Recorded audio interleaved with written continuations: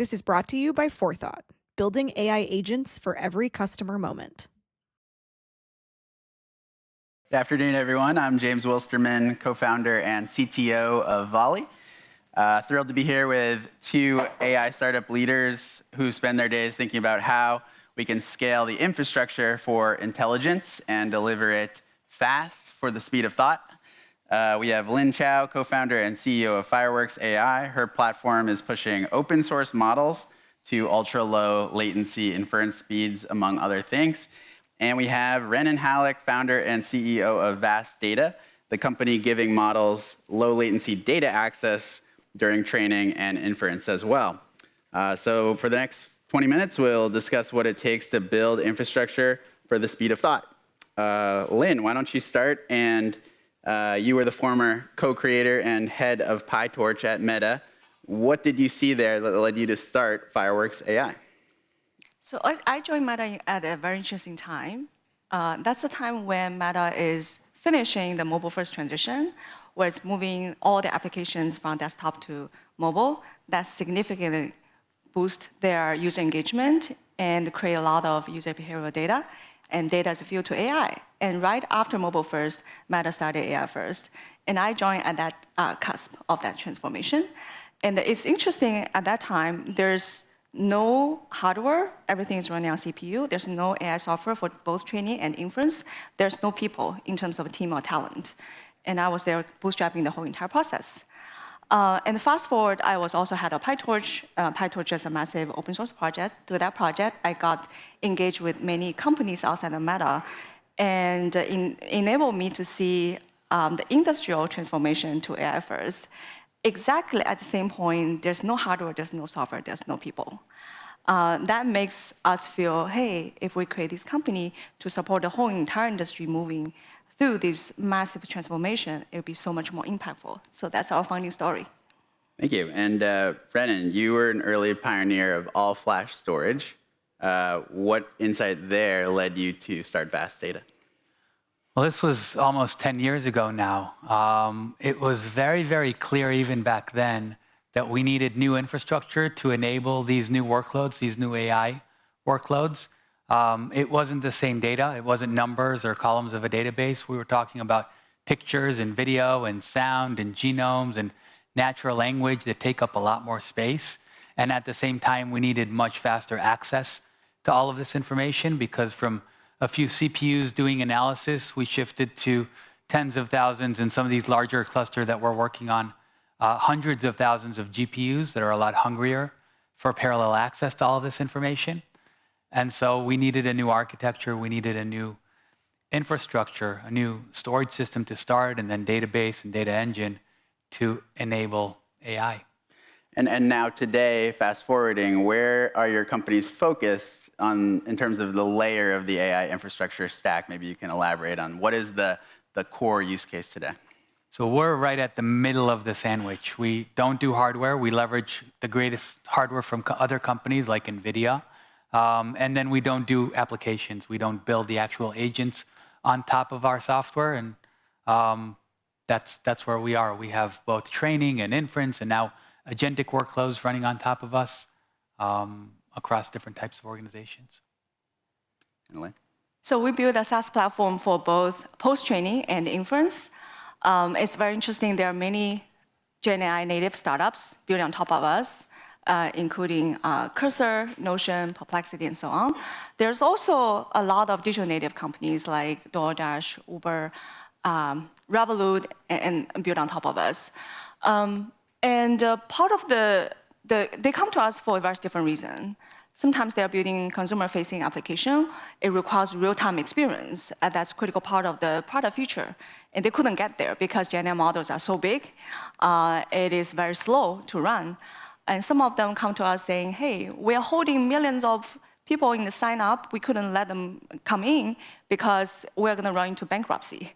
So it's kind of a weird time where product market fit and having a viable business are two separate things. Because, again, GenAI models are so big, it is very costly to run. So no matter which angle they come to us, at the end, actually, what they want is better quality, faster speed, and lower cost, all at the same time. So we call it three-dimensional optimization. It's never one thing that moves them to use our platform. It's always three things. And we generalize to be, hey, no matter which platform they're running on top of, they always look for these three things at the same time. And a lot of time it's a trade-off. It's less ideal, but we provide a platform to do. So we do not believe in one size fits all, as in you can use a general purpose API to support all your application patterns in the best way. It's just impossible. I can tip here the onion and explain why. And we believe in customization. And we see a lot of success of those innovative companies to take off like crazy because they figure out how to customize. And we want to make customization a commodity and a general purpose tool that every single application developer can use. So that's kind of what we're building. And Renen, what are kind of customers asking of you, demanding of you for this idea of fast AI infrastructure? Where does that fit in at Vast? So it depends what type of customer. If we're talking about model builders like XAI, they want very, very large infrastructure in order to train, and then, of course, to deploy those models and make them available around the world as X users infer on top of us. If it's big banks, if it's more enterprise-type customers like a ServiceNow or a Zoom, they're more specific to their business and what their applications are, and they want the ability to transform their business such that it leverages AI in ways that obviously weren't possible before. In all cases, they want to store very large amounts of information.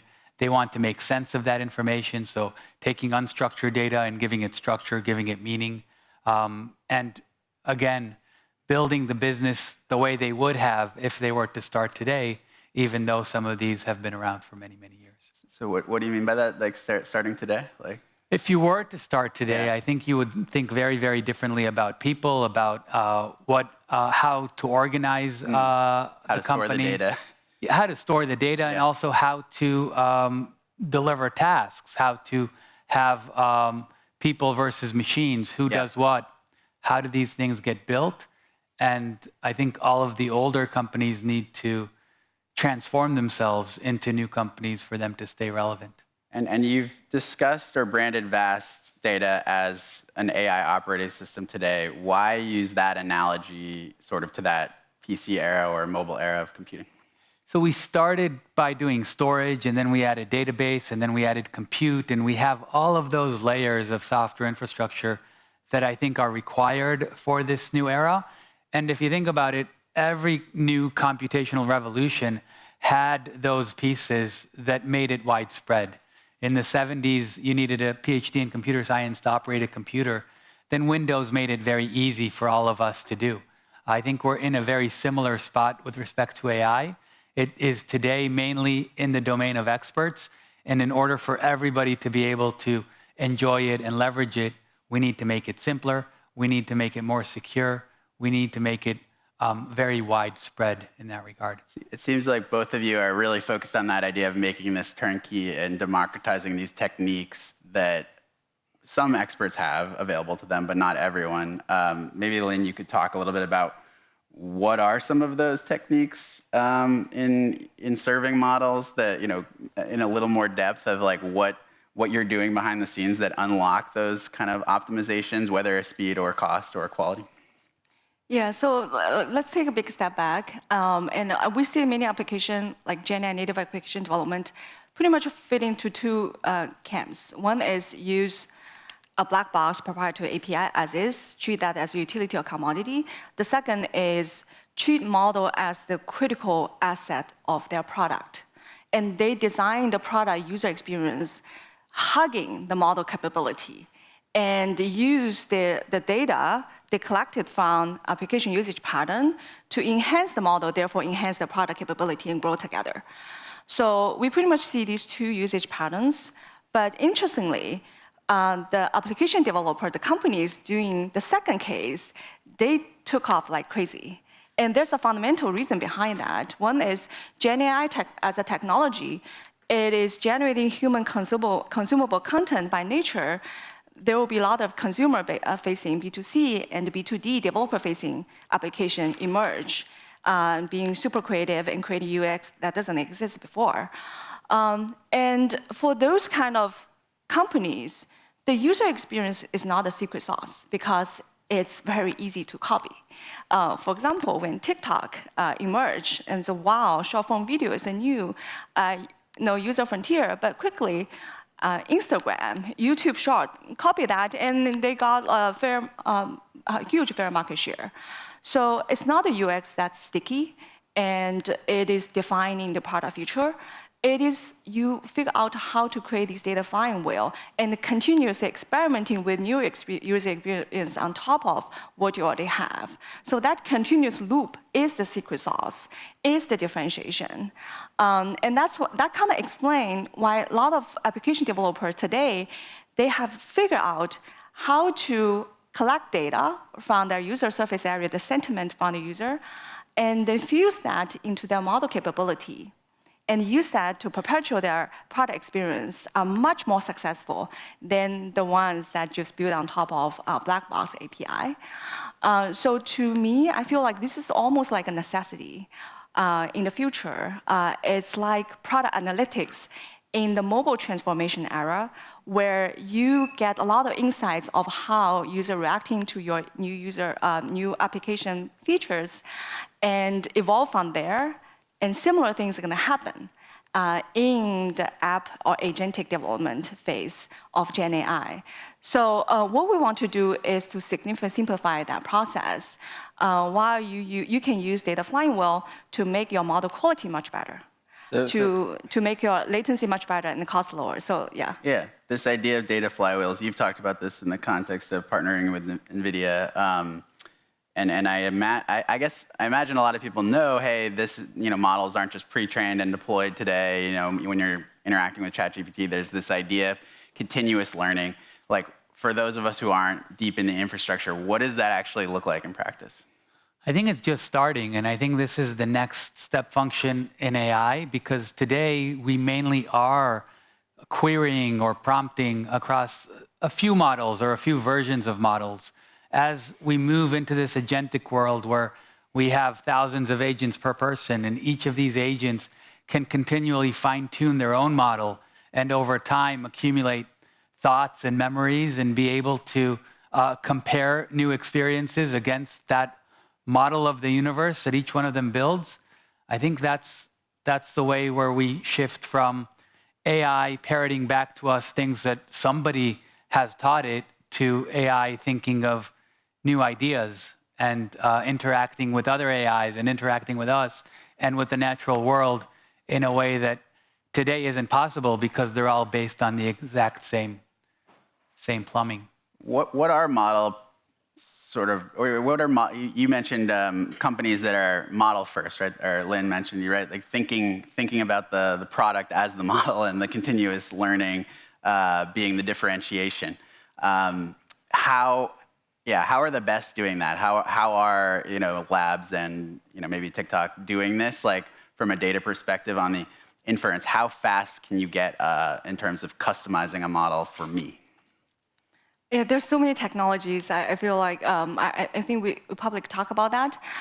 In terms of the search space of 3D optimization I mentioned across quality, latency, and cost, there are more than 100,000 options you can pick and choose from. So, and then how to pick that one point that's best for your application is really hard. So a few technology I think emerging that is going to be the mainstream, I believe, especially in the tuning space. Now we're evolving from supervised fine-tuning to reinforcement fine-tuning, because supervised fine-tuning requires human put a lot of labels to tens of thousands of samples. That's a heavy lifting. And we saw people are frustrated by that process. It's just too slow. And reinforcement fine-tuning instead, you do not need to manually label so many samples. You just need to have your eval, which can be hundreds of samples, and then write code to to nudge the model, give them positive reward if they do good, and give them penalize them if they give wrong answer. So it's like teaching a child, and I think that's much easier. And many application developers, as a software engineer, they can do it. So my prediction in the future is instead of prompt engineering as a mainstream, reward engineer will be a new job title that more and more people will start to get used to, pushing kind of model quality forward. And are you already seeing though that this idea, like you mentioned, in this world of agents, like we're seeing the model be personalized to the specific user? And is that happening at the fine-tuning layer, or is it like something else in terms of data access and memory, or what are you seeing in the agent space? I think today it's happening in two ways. One is RAG, which is at the point of inference, where we add new information and context that is personalized to whoever is making that prompt, and the other is fine-tuning. And I think fine-tuning is starting to gain popularity, and as we build out these abilities, it turns everything into more interesting and more complex. As you have all of these agents, each with their own model, it becomes harder to cache across agents as you store intermediate results. It becomes very difficult to deal with the data security problem or data leakage, because everything that goes into fine-tuning a model has the potential of leaking, and so you need to know exactly how that model was built. You need to know exactly who is allowed to see what piece of information. And so these real-world type of challenges, I think, are what are becoming the main obstacle for enterprise users and more traditional users to adopt these new AI technologies. And so that's part of the challenge that we need to help them solve. So thinking through how to solve these challenges, what is next on your roadmaps? You know, we talked about enabling this continuous learning paradigm, enabling personalization, customization, optimizing across those three dimensions. What can we do to enable this type of technology to be more widespread and available? So we really see a lot of success in doing this 3D optimization. For many of the companies that run on top of fireworks. Our next big push is we want to automate that fully. That is a dream. There's a lot of research we put into. So instead of, people can still need to put in a lot of manual work to, customize, especially on the quality side, there is a hope actually to significantly reduce the entry of barrier of entrance here.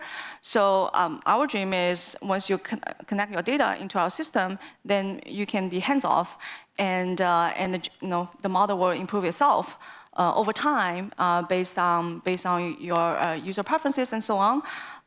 And there are a lot of technology. We are figuring out the combination of that is most effective to our end users. And what would that be? You could imagine a product around like the customers providing you evals and giving that automation in terms of improving the outcomes. Yeah. Right. So as of today, for application developers, creating evaluation becomes a norm. That's their day-to-day job. And because model depreciation cannot be faster today. Whoever is on the leaderboard, top of the leaderboard, they survive there for a couple of weeks, and then someone else emerge and beat them up. So the app developer, they're used to, hey, we need to keep moving. And therefore, I need to have a golden data set to justify, to judge, how I should move and when I should move. So it's guaranteed almost now. Everyone has that. And then from there are a lot of things we can tune already. Thanks. And Renen, are you looking forward to any breakthroughs this year, or areas where you think could upend the paradigm of AI infrastructure again? Well, all the time. I think we're just getting started. It's hard to predict. If you ask me what does the world look like 5 years from now, I don't know. That was not the answer I would have given 5 years ago or 10 years ago.